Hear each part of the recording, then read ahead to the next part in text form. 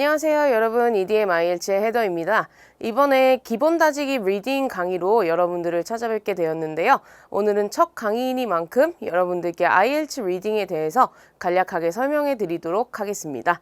여기에 보시면 이제 어떤 식으로 IELTS 리딩이 구성되어 있는지가 나와 있는데요. 우리가 아카데믹 모듈과 제너럴 모듈에 큰 차이가 보이는 것 중에 하나가 리딩 영역이에요. 그래서 아카데믹 모듈 같은 경우에는 총 3개의 지문이 출제가 되고요.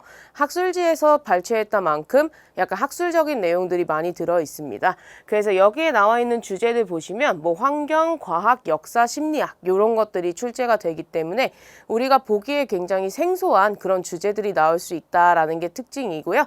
제너럴 모듈 같은 경우에는 총 5개의 지문으로 나뉘어집니다. 그래서 4개의 짧은 지문과 1개의 긴 지문으로 이루어져 있고요.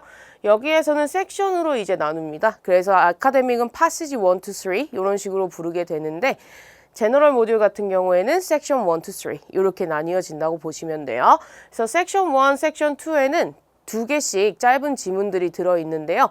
여기는 섹션 1은 약간 일상에 관련된 또는 광고 뭐 이런 것들이 출제가 된다라고 보시면 되겠고, 섹션 2 같은 경우에는 일반적으로는 회사의 어떤 규칙이라든지 회사에서 쓸 수 있는 어떤 정책이라든지 이런 것들이 많이 나와 있어요. 그래서 약간 직업 관련에 관련된 내용들이 나와 있구나라고 보시면 되겠습니다.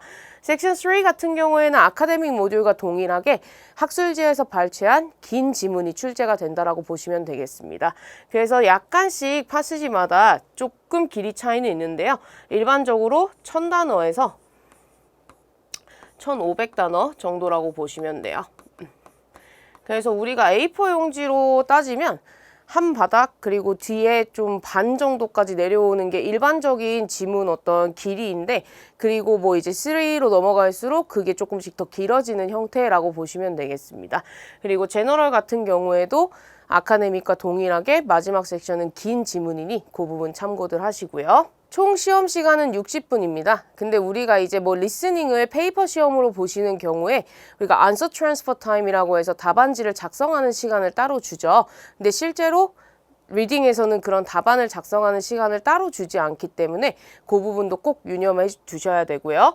그리고 시험 문제는 총 40문항입니다. 그렇다 보니까 사실상 우리가 한 문제에 쓸 수 있는 시간이다라고 한다면 뭐 1분 30초 정도밖에 안 된다고 보시면 돼요. 그래서 너무나도 뭐 이렇게 짧은 시간이기 때문에 막 이제 스트레스 받으면서 이 내용을 다 이해해야 된다 이런 건 아니고, 여러분들이 꼭 시간 배분을 잘 하셔서 최대한 많은 문제를 풀고 많은 문제를 맞추는 게 우리의 목표라고 보시면 될 것 같습니다. 그래서 아까도 말씀드렸듯이 주의할 점은 답안지에 답을 옮겨 쓰는 시간을 별도로 제공하지 않는다라고 써져 있죠.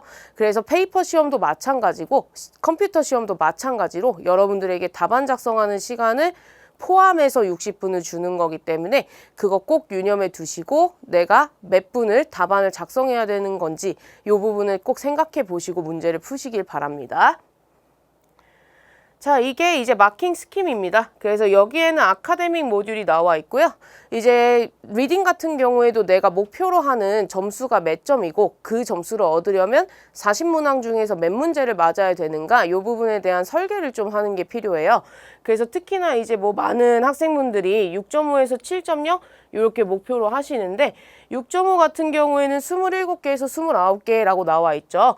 그래서 6.5는 27개를 맞아도 6.5로 들어오는 거고요. 29개를 맞아도 6.5로 이제 나오는 거기 때문에 그 바운더리 안에만 들어오면 된다라고 생각을 해주시면 되겠고, 7점 같은 경우에도 30개에서 32개 이렇게 나와 있죠. 그래서 사실상 점오 밴드마다 문제의 문항이 맞는 것의 차이점은 한 3개 정도밖에 안 된다고 보시면 돼요. 제너럴 같은 경우에는 짧은 지문이 같이 들어있기 때문에 조금 더 여러분들이 목표 점수에 달성하기까지 맞아야 되는 문항의 개수가 많다라고 보시면 됩니다.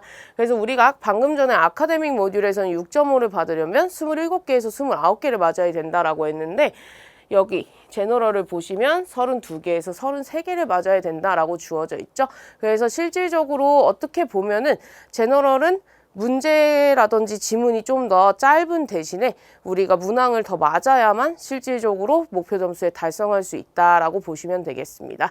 그래서 꼭 전략적으로 접근하기 위해서는 내가 이 점수를 맞기 위해서 뭘 얼마나 맞아야 되는가 이런 부분을 체크해 두실 필요는 있으니 한번 꼭 참고하시길 바랍니다. 자, 그러면 이제 우리는 문제 유형을 하나씩 살펴볼 건데요. IELTS 리딩에는 다양한 문제 유형들이 출제가 되고 크게 나누면 한 7가지 정도라고 보시면 되세요. 그래서 우리가 같이 한번 보면 첫 번째는 이제 빈칸 채우기 문제입니다. 그래서 completion이라고 주어져 있죠. 뭐 get filling이라고도 부르기도 하고요. 왜 리스닝에서도 많이들 풀어보시는 문제인데 우리가 보면 문장에 빈칸 뻥 뚫려 있고 그 안에 들어가는 그 단어를 우리가 지문에서 찾아서 넣는 형태가 completion 문제라고 보시면 됩니다. 그래서 얘 같은 경우에는 문장을 완성시키는 형태도 있고 어떤 폼 또는 차트 같은 것들을 완성시키는 형태도 있으니까 참고하시고요. 두 번째로는 이제 저자의 관점에 대한 문제 yes, no, not given 이라고 있고 그 다음에 지문에 제시된 정보에 대한 문제라는 게 있고 true, false, not given이 주어져 있죠. 사실상 푸는 방식은 동일하다고 보시면 돼요. 저희가 기본 다지기 강의를 통해서 어쨌든 유형별로 하나씩 살펴볼 거기 때문에 여러분들도 이제 한 번씩 다 풀어보시게 될 텐데요. yes, no, not given은 이제 지문 전체가 저자의 관점이 들어가 있을 경우에 출제가 된다라고 보시면 되고 true, false, not given 같은 경우에는 그냥 정말 factual한 사실이 들어간 그런 지문이 출제가 됐을 때는 true, false, not given이 나온다라고 보시면 됩니다. 푸는 방식 자체는 동일한데 그냥 제가 느낀 것도 그렇고 학생분들이 일반적으로 말씀하시는 것들도 보면은 true, false, not given보다는 yes, no, not given이 조금 더 헷갈리는 요소가 많다라고 볼 수가 있을 것 같아요. 자, 그 다음 문제는 단락의 주제 찾기, 이름 붙이기라고 해서 헤딩이라고 주어져 있는데 뭐 풀네임으로 따지면 list of headings라는 문제예요. 이렇게 씁니다. 아이고, headings. 그래서 여러분들한테 이제 단락을 다 따로 주고요. 뭐 A 문단, B 문단, C 문단 이렇게 해서 그 문단들의 제목을 찾는 형태의 문제라고 보시면 돼요. 그래서 다른 문제들 같은 경우 우리가 앞에서 봤던 completion이나 뭐 yes, no, not given, true, false, not given 같은 경우에는 사실상 지문의 어떤 특정 부분만 찾아내면 되는 문제의 유형인데 list of heading 같은 경우에는 전체적으로 우리가 이 단락에서 무슨 얘기를 하고 있구나를 판단을 해야만 풀 수 있는 거라서 약간 시간이 좀 더 걸리는 그런 문제라고 보시면 될 것 같습니다. 자, 그 다음 문제 유형은 객관식 문제예요. Multiple choice questions라고 주어져 있죠. 아마 리스닝에서도 많이들 다뤄보실 거고 우리나라 시험에서도 많이 나오는 객관식 문제다 보니까 어떻게 보면은 조금 빠르게 접근하실 수 있는 문제 유형이기도 한데 조금 피곤한 건 보기가 길어질 때 정도로 보실 수 있을 것 같아요. 그렇지만 얘 같은 경우에도 대부분은 문제에서 여러분들한테 명확한 키워드를 주거나 아니면 문단을 지정해 주거나 하기 때문에 자리 찾는 것 자체는 쉬운 편인데 이제 그 밑에 보기들을 읽으면서 우리가 지문의 내용과 매칭을 시켜야 되다 보니까 그 부분이 조금 헷갈릴 수 있다 정도로 일단 여러분들이 체크해 두시면 좋을 것 같습니다. 자, 그리고 연결 짓는 문제라고 주어져 있는데 매칭 문제예요. 매칭 문제. 그래서 얘는 단락과 정보를 연결시키는 형태 그리고 주어진 정보와 단락의 정보를 연결시키는 형태로 주어져 있습니다.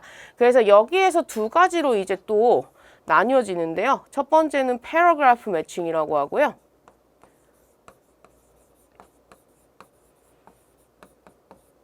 그래서 얘 같은 경우가 조금 더 풀기에는 피곤한 형태일 수밖에 없어요. 우리가 리스트 오브 헤딩처럼 문제에 어떤 특정한 문장이 주어져 있고 이 문장에 정보가 담긴 단락을 찾아내시오 이런 식의 개념이기 때문에 우리는 어찌됐든지 간에 그러면 단락 전체를 읽어야 되거나 그 어떤 특정한 정보가 있는 단락 자체를 찾아내는 것도 시간이 좀 걸릴 수밖에 없는 문제 유형일 수밖에 없습니다. 그리고 두 번째가 인포메이션 매칭 문제인데요.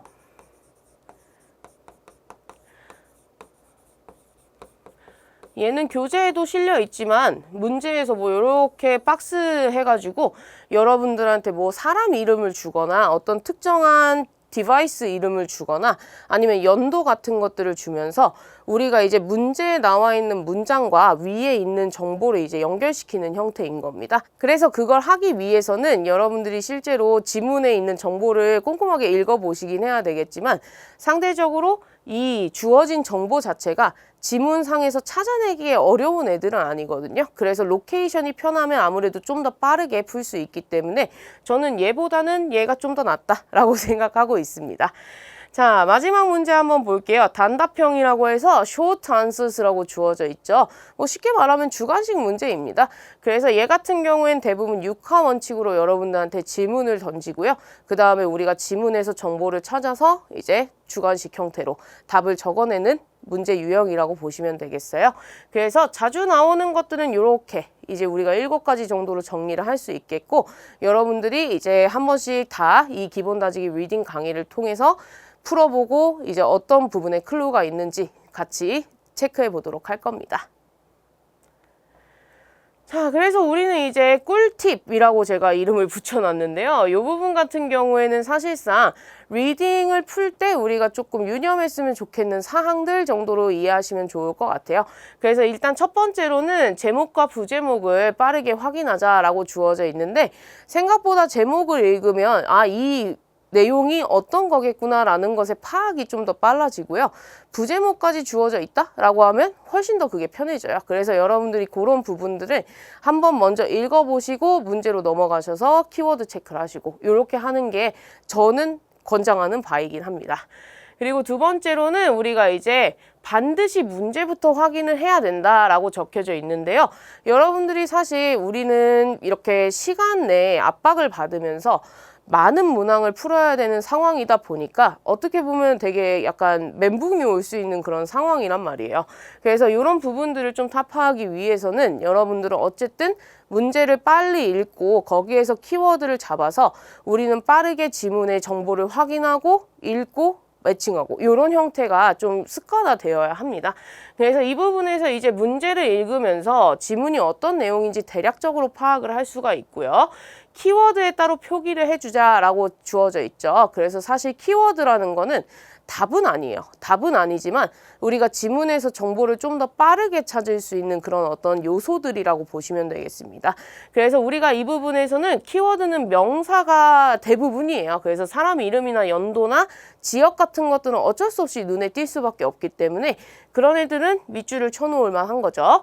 자, 그리고 시간을 나타내는 부사, currently, in the future 이런 애들 있죠? 그런 애들이라든지 또는 only little 이런 식의 문장의 맥락을 바꾸는 형용사나 부사나 한정사 이런 애들은 여러분들이 체크를 해 두시면 실질적으로 좀 더 빠르게 찾아내실 수 있습니다.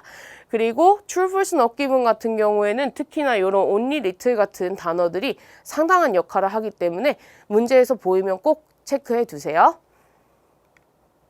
자, 그리고 세 번째 같은 경우에는 우리가 어떤 문제를 어떻게 접근해야 되는가를 체크할 필요가 있다는 겁니다.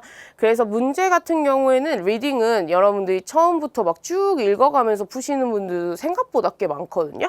근데 이제 이런 빈칸 채우기나 true, false, not given이나 yes, no, not given이나 여기다가 하나 또 추가하자면 short answers나 멀티플 초이스도 그래요. 그래서 이런 애들은 어떤 식으로 우리가 풀 수 있냐면 실질적으로 얘가 첫 번째 문단에서 내가 첫 번째 문제에 대한 답을 찾았다라고 한다면 이렇게 쭉 내려오면서 푸는 형태로 정보들이 주어져 있는 경우들이 대부분입니다. 그렇기 때문에 전 100%라고 말하고 싶진 않고요. 100%는 아니지만 한 95%의 확률로 순차적으로 나올 거기 때문에 우리는 사실상 첫 단추만 잘 끼우면 오답률이 나올 가능성이 좀 적어지는 형태들인 거죠. 그래서 이런 애들은 제가 이제 넣어놓은 이유가 빠르게 풀 수 있기 때문에 라고 생각하시면 돼요. 그래서 우리가 어쨌든 시간을 좀 더 배분해야 되는 문제 유형이 있고 시간을 좀 더 적게 쓸 수 있는 문제 유형들이 있는데 그 부분을 좀 나눠가지고 여러분들이 접근하시는 것도 사실상 시간 내에 잘 풀 수 있는 방법일 수 있다라는 겁니다. 자, 그리고 네 번째로는 문제의 키워드가 지문에서 어떻게 paraphrase 되는지를 찾는 것이 고득점의 관건이다 라고 주어져 있는데요. IELTS는 조금 조금이라도 여러분들이 공부를 하시면 되게 많이 느끼시겠지만 패러프레이징이 거의 주라고 보시면 돼요. 특히나 리스닝 리딩 같은 경우에는 이 동의어 처리 또는 뭐 문장 구조의 바꿈이라든지 반의어 처리 이런 것들이 상당히 많이 나오고 그걸로 이제 문제들을 출제를 하고 헷갈리게 하기 때문에 여기에서는 우리가 사실상 키워드 자체는 똑같이 주어져 있을지 몰라도 그거를 이제 담고 있는 문장 자체는 다 패러프레이징 됐을 가능성이 높다라는 거죠. 그래서 우리는 항상 그걸 유념해 둬야 돼요. 키워드가 있어도 걔가 똑같이 나올 가능성은 거진 없다라고 봐야 되고 키워드 자체는 똑같아도 문장은 다 패러프레이징 될 거다라는 마음의 준비를 하고 리딩이든지 리스닝이든지 그런 부분들을 접근을 하셔야만 실질적으로 여러분들이 좀 더 이렇게 바뀌었구나 하고 인지를 할 수 있는 겁니다. 그래서 패러프레이징은 언제나 좀 많이 해야 되는 요소긴 하죠. 뭐 라이팅도 그렇고 스피킹도 그렇고 똑같은 단어를 쓰는 걸 지향하는 시험이기 때문에 이런 부분들을 항상 유념해 두시고 여러분들이 단어, 특히나 동의어, 반의어 이런 애들은 같이 체크해 두시면 정말 많은 도움이 될 것 같아요. 자, 그리고 주의 사항을 한번 보겠습니다. 우리가 이제 지문 전체의 세부 내용을 이해하려고 하지 말 것이라고 주어져 있는데 사실 학생분들이 이제 리딩을 시간 내에 푸는 게 훈련이 안 돼 있으실 경우에는 어떤 현상이 발생을 하냐면 대부분 이제 지문부터 이렇게 세세하게 읽으시는 부분들이 많아요.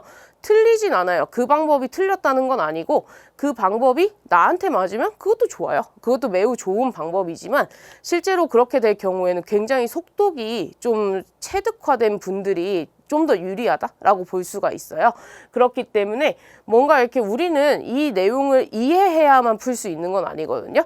뭐 아까 전에 제가 뭐 역사 뭐 그런 어떤 심리학 이런 것들이 나온다고 했는데 걔를 우리가 다 이해할 필요도 없어요. 그렇다 보니 여러분들은 항상 문제부터 읽으시고 지문에서 정보를 정확하게 찾는 거 요거를 훈련을 하시면 훨씬 더 좋겠다라는 거고요. 두 번째로는 이제 스키밍, 스캐닝입니다. 스키밍은 좀 더 빠르게 훑어 읽는 거라고 보시면 되겠고 스캐닝 같은 경우에 조금 더 꼼꼼하게 읽는 거라고 보시면 되겠는데 특히나 이제 스키밍 같은 경우에는 전체 맥락을 파악할 때 필요하고요.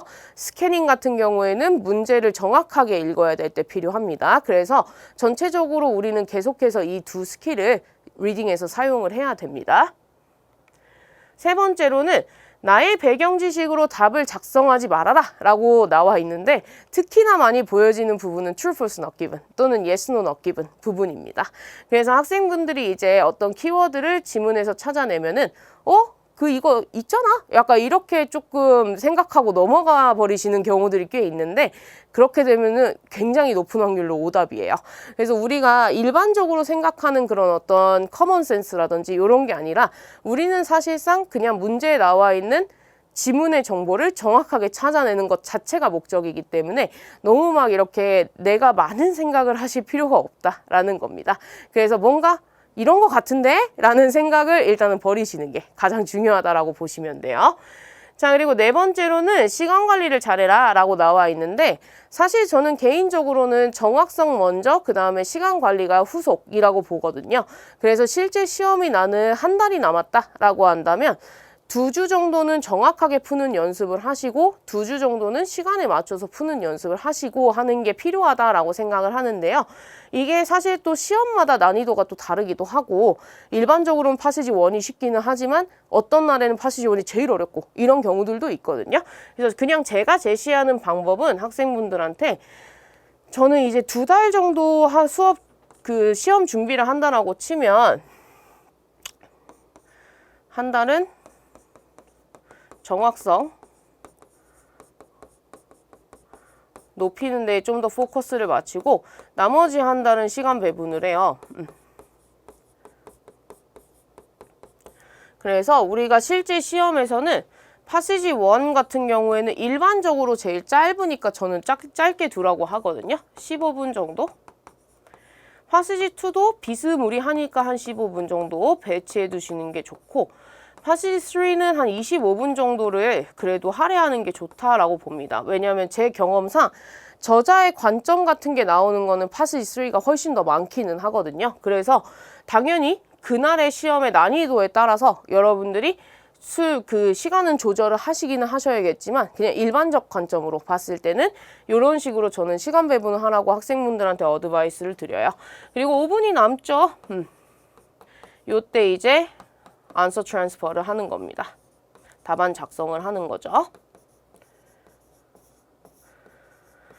그래서 리딩 같은 경우에는 또 학생분들이 이제 시간 배분에만 너무 치중을 하시거나 하는 경우가 많은데 시간 배분은 어느 정도 유형이 숙지가 되고 푸는 방식을 이해하게 되면은 시간은 금방금방 줄어드는 편이에요. 주제가 어떻게 되든지 간에. 그래서 여러분들이 너무 처음부터 난 15분 잡아놓고 파시지 뭐 다 풀어야지 이렇게 하면 오히려 그게 독이 될 수 있다라는 생각이 들어서 저는 항상 학생분들한테 좀 타임라인을 어떻게 가지고 있는지에 따라서 초반은 정확성, 뭐 어휘, 암기 이런 것들에 집중하시고 후반은 시간 배분에 집중하셔라 라고 말씀을 드립니다. 그리고 또 많이 하시는 질문 중에 하나가 양을 많이 풀면 되지 않을까요? 라고 하시는데 사실상 양을 많이 푸는 것도 하나의 방법이다라고 보기는 해요. 근데 이것도 처음부터 많이 하는 건 별 의미는 없다라고 생각을 합니다. 그래서 어느 정도 IELTS 리딩 유형들이 숙지가 되고 그 부분에서 내가 어느 정도 이 특정 문항들을 푸는 방식들을 여러분들이 좀 체득을 하게 됐을 때 양을 늘리는 거는 저는 굉장히 추천. 그렇지만 처음부터 나는 이 캠브리지를 한 권을 다 풀어야지 막 이러시면은 조금 힘들어요. 그리고 이제 중요한 거는 사실상 오답입니다. 그래서 오답 노트 같은 것들을 하나 만드셔서 어떤 문제가 지문에 어떻게 나왔고 내가 왜 틀렸는지 이런 부분들을 분석하는 건 되게 중요하거든요. 그래서 그런 부분들을 오히려 더 신경 쓰시는 게 저는 필요하다라고 보고요. 특히나 우리 기본 다지기 리딩 같은 경우에는 문제 유형들을 하나씩 보면서 이제 짧은 지문들을 다루게 될 거다 보니까 너무 막 이제 많이 풀어야지 이런 부담감보다는 이게 이런 식으로 푸는 거구나 이런 식의 방식을 여러분들이 학습을 하시고 그리고 이런 식의 단어들이 나왔을 때 이렇게 바뀔 수 있구나 이런 부분들을 체감을 하시면 좋을 것 같습니다.